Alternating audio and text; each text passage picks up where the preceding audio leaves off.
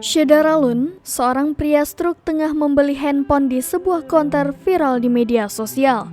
Ia mengaku HP tersebut digunakan untuk menghubungi keluarganya yang berada di kampung halaman lantaran istrinya tidak mau merawat. Baru-baru ini sebuah video singkat yang sangat menyentuh hati menjadi viral di media sosial. Melalui video yang diunggah akun TikTok @ritasila pada Jumat 17 Juni 2022 kemarin memperlihatkan seorang pria paruh baya dengan menggunakan tongkat menuju keluar konter.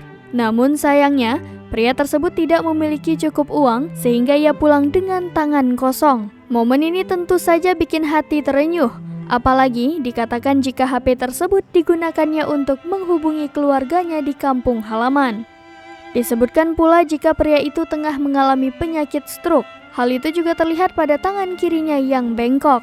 Hingga saat ini, tak sampai 24 jam setelah diunggah, video tersebut telah ditonton sebanyak 560.000 kali tayangan dengan 74,2 like dan sebanyak 2.088 komentar warganet.